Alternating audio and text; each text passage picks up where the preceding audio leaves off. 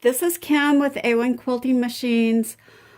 In this series of videos, I want to show you a few tricks on doing an edge-to-edge design with your Quilt Gallery or your Quilt Butler computerized system. And so for this, what I have done is I have stitched out this area, and we are going to say that is our queen size quilt, and we are going to quilt it with an edge-to-edge design. So let me move my camera and I'll be right. So when my computer screen comes up, it wants to know my quilting area. So I have taken my machine to the upper left-hand corner, following the instructions on my screen, and I'm going to say plus, and then I'm going to move it all the way to the left, just at the edge of my quilt, and say plus. So my quilt area is 17 plus width and 10 inches, 10-inch 0.06 inches high. So I'm going to say okay.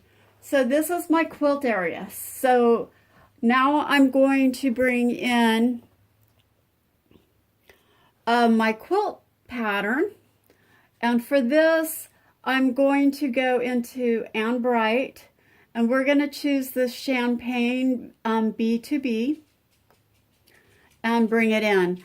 And since my quilt is really small, the design's really big.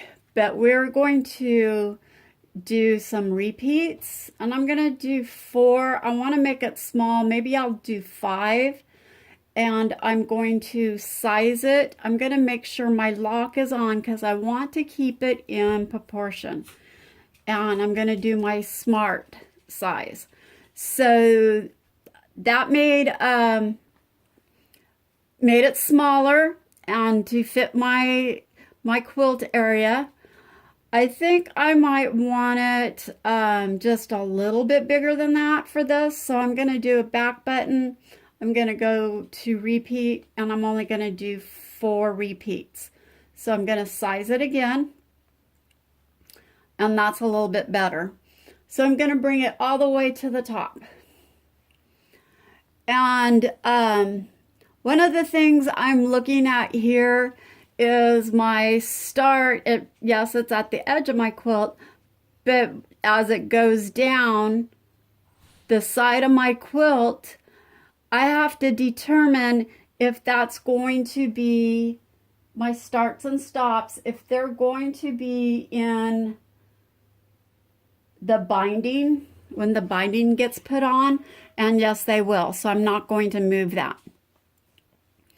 If my starts were going to show, I would go back to my size and I would take my lock off, and I would just enlarge the width of my pattern a tiny bit and then move my start so it's over to the edge of my quilt area.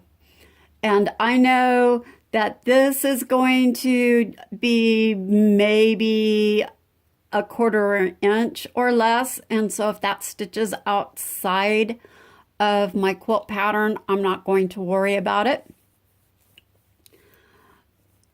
So now the next thing I want to do before I stitch this out is I want to go back to my repeat and add a second row. And this will show me what my spacing between my rows is going to be. If it was further away, I could adjust it. If I want it further away, or if I want it closer, I can adjust it. But it looks pretty good at its default.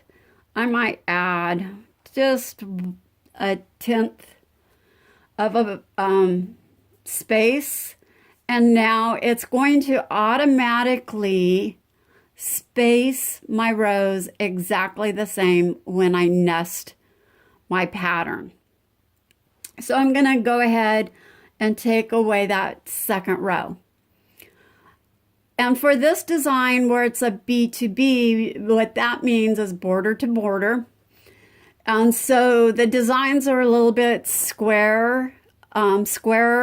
So you might not want to crop your design at the bottom when you reach the bottom of your quilt. So I'm going to go into my layout screen. And I'm going to change the length of my quilt is 13 inches. And that shows me I'm going to have 3.8 passes. So if I don't want to have to crop the bottom of my last pass, I can go in and change this number. I'm going to round it up to 4. I want 4 full passes. So you can see it shrank my design just a tiny bit. And then when I click on the 9 patch button over here, it shows you what your quilt is going to look like. So you want to remember that our quilting space is not as long as our quilt. So it's going to show this a little bit off right there. So I'm going to go ahead and click that back. And right now, the next thing I do before I do anything else is I'm going to save my layout. And I'm going to change it. I can either use the name as of the pattern, or I sometimes use the color of the quilt or my customer's name. I'm just going to change this to test and say okay. Pattern test saved with tag saved. Okay, and now it's ready to stitch.